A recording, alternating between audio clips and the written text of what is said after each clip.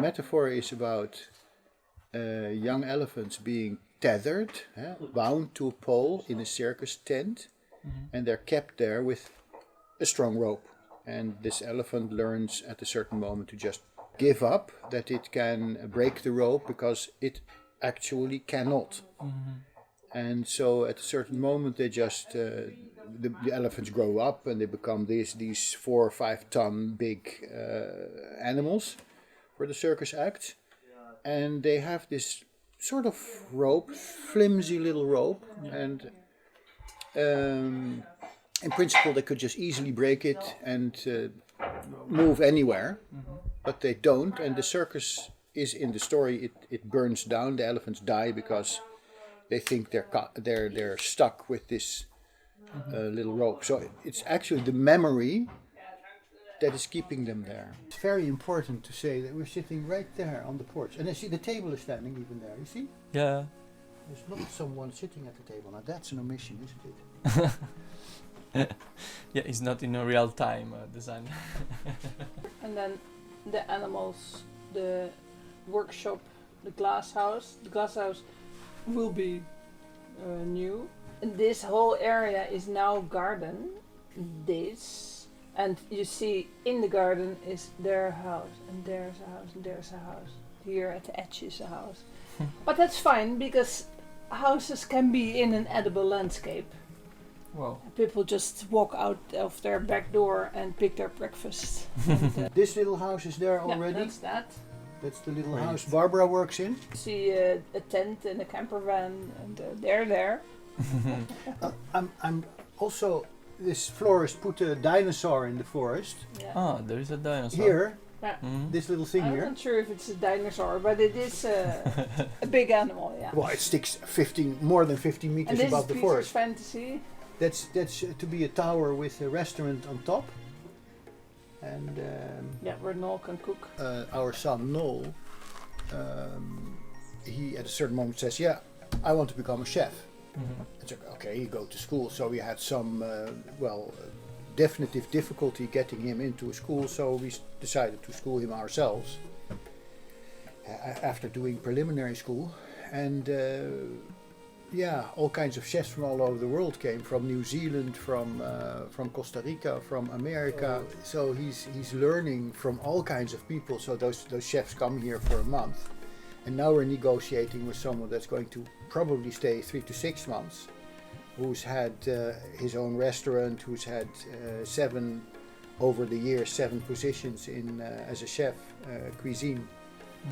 So that would be absolutely great to have this guy here. So in principle, if we want to really seriously learn something, you can go visit other parts of the world, but other parts of the world are visiting us. Now, one needs to be very realistic about, if you have, let's say that you're at a certain moment in a low level of money, and now we have money to live, but not so much more than that. Okay. And a project like this, with all the buildings, now you are at a minimum in the hundreds of thousands of euros. You're not going to create that tomorrow. Yeah. So you better make steps that are in the order of 20,000 euros. You'll be fine for the time being. Yeah. And then build up like that. I interviewed Peter and Barbara in the previous chapter, revealing their family and lifestyle. It's time to comprehend the dream they desire to achieve. Well, I think that we are hosts, we are initiators, Barbara and me, and I think we'll come on a more even level with people who are going to partake in this whole life. And there is definitely some, you're going to be more equal. As equals you can live. We already noticed that with volunteers that stay for a longer period. In the first weeks you are new, but then you get into this life, and then after 4 weeks you are sort of part of the family, and then after 8 weeks it's different again. Lina, remember? Yeah, you develop in your being here. Yeah, we would like to have a community where people are themselves and feel at home with themselves, and nature is a great help for that. One of the most important things I think is cooperation. Obviously people need to get along with each other and the combination must work. Mikel and Agnes, to make a long story short, with them we were building our first little experimental roof and we discovered from their side that they were new to volunteering and they discovered from our side that they were our first volunteers. So, let's get drunk. And we had a lot of fun with them. So, yeah. Oh, nice. For years, they hosted more than 200 volunteers. But their project is large and ambitious. They would like to create a community, which would allow them to achieve faster self-sufficiency, to have always fresh food, inspiring other people to be in contact with nature.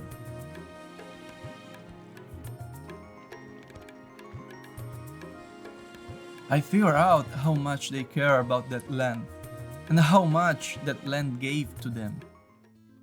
Who you are now? Well, you know what?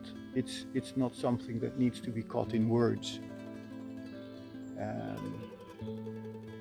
I'm here now, and it's a huge anchor in my life. This part of the universe, you know. Mm-hmm. So, who am I now is also determined by my kids, by Barbara, by the dogs, by choices, or by also by directions we're creating for our future. One can answer that on so many levels. Mm-hmm.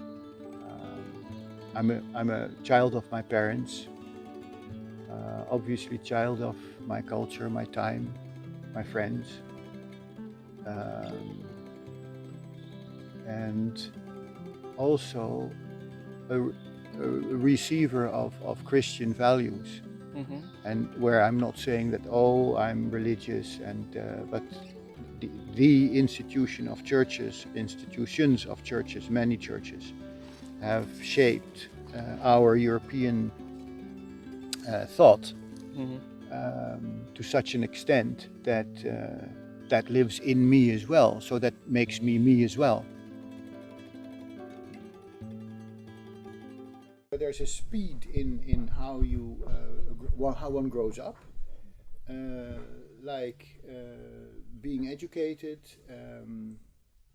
going straight into a specialty, some profession, and from the profession comes some kind of a reward, financial reward, and the financial reward leads to circumstances that are paid for by this reward. So like a house, okay, now I have a partner, there might be in this partnership the possibility to bring up or the children come, and with it comes an enormous amount of slowly built up all kinds of responsibilities. And what I notice, we get many people here that are in the late 20s, all the 30s, people that can have worked like 10, 20 years, and at a certain moment they come to a point that they say, yeah, I have done this, I have all these things, and now I need to develop a new idea for myself. So I need to get out of the idea that this is what I have to hold on to, and it's either I hold on to it, or this whole pattern around me is holding me in my place, or both. Okay. And so the holding on to can come from parents that say, okay, yeah, you need a job, you need an education. Yeah, true, you need to develop as a person. That's true.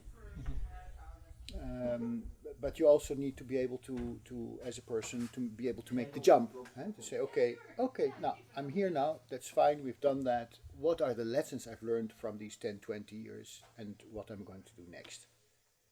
And that is actually sort of a launch, you could say, a launch of a rocket.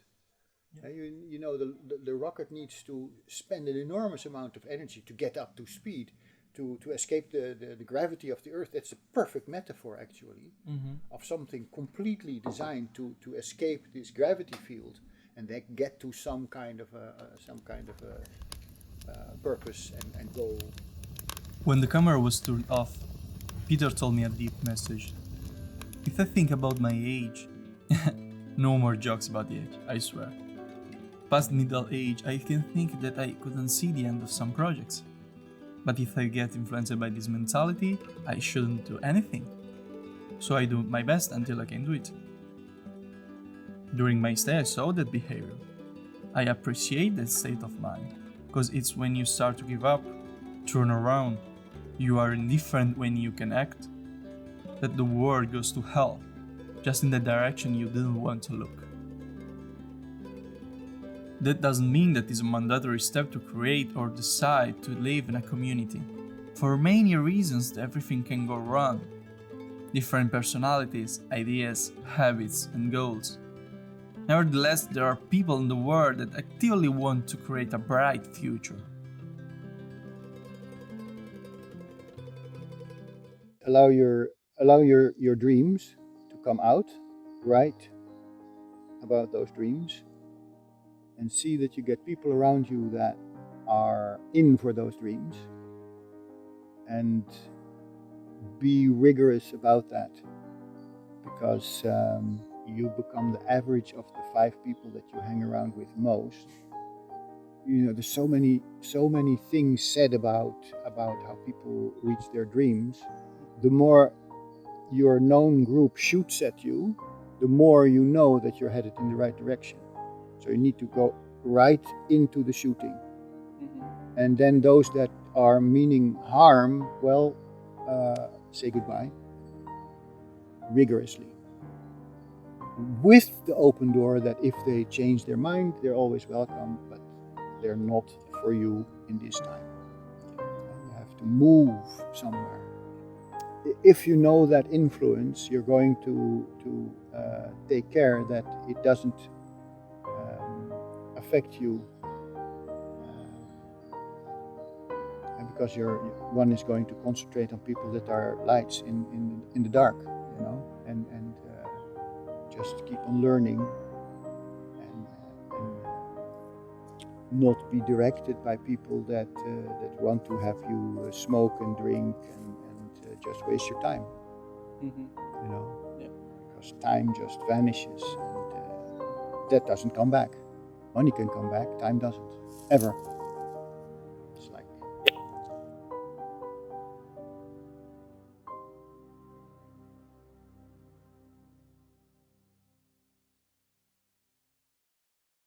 searching in their library a book to read, I found an interesting short tale. I want to share with you a brief path that I found very inspiring.